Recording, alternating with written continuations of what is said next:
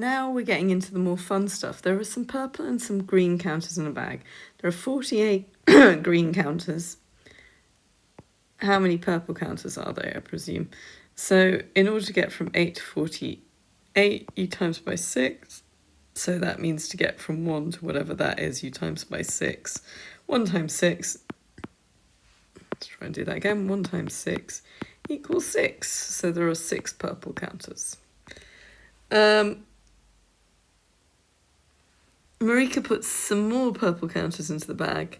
The ratio of the number of purple counters to the number of green counters is now 1 to 3. How many purple counters does she put into the bag?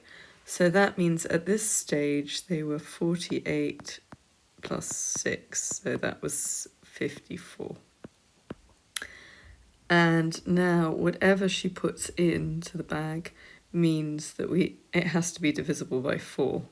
So the least could be 56. So 56 divided by 4 is 1 over 14. But that seems like a lot. I don't think that could have worked.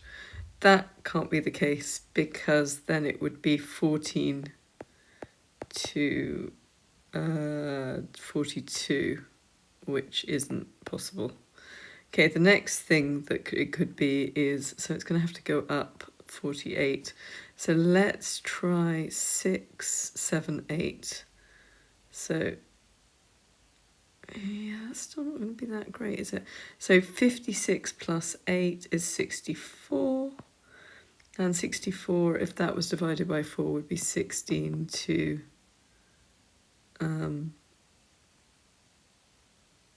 whatever that is. 48. Oh, that works. So 16 to 48 means that she added 10 counters. I think there might be a better way to do that, which probably involves algebra, but that kind of works. These graphs show 4 different proportionality relationships between y and x. This one is y equals x cubed. This one is y equals something x, or just y equals x, depending on what happens. This one is y equals something over x. And this one is y equals x squared. Now, there could be a k involved. Match each statement with one. Y is directly proportional to x is b. Y is inversely proportional to x is going to be c. Y is proportional to x squared is the quadratic one, so the last one that looks like d and a. There you go. And this one is solve this. Okay. There's lots of different ways to do this, but I would just times out by 4x and 3x, because I'm not sure I can be bothered to do that, or can I? Yeah, so let's times out by 4x, so we get 5, that's 20x. And then let's times out by 3x, and we get, what I didn't do is this, so that's 4x there, x minus 1. And then let's times out by 3x, and we get 60x squared, and we get 3x, x plus 3. And that's minus. So we get 3x squared plus 9x minus 4x squared minus 4x equals 60x squared. And then that gives us 3x squared minus 4x squared is minus x squared, plus 9x minus 4x is plus 13x. Yeah, that seems right. Equals 60x squared. Adding 60x squared onto both sides is 4 times 3, yeah, that's right, 61x squared equals 13x, divide through by x, so 13 equals 61x. So x equals 13 over 61. 13, 13, 26, 39, 52. That's not great. I feel like I might have made a mistake here, because it's just not that good.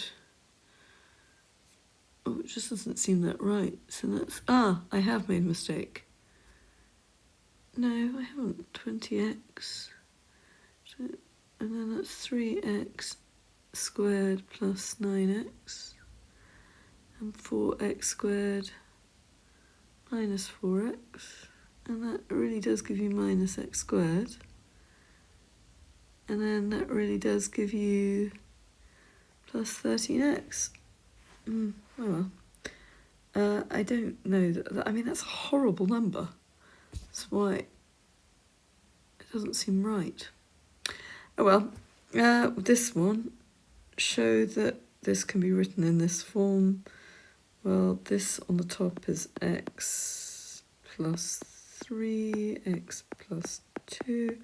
And on the bottom it's minus 18. So that's 3 times minus 6 is minus 18, and that would be, I think, what goes into minus 18 and adds to 7. So that would be minus 18 plus 1, or plus 1, etc. Minus 6, plus, it's 9 and 2. And that would be plus 9 minus 2. So we get 3x squared plus 9x minus 2x minus 6. 3x, x plus 3 minus 2x plus 3. And that gives us on the bottom 3x minus 2, x plus 3, cross those out, and we get x plus 2, 3x minus 2. I can't help thinking I might be wrong about one of them, but anyway, here we go.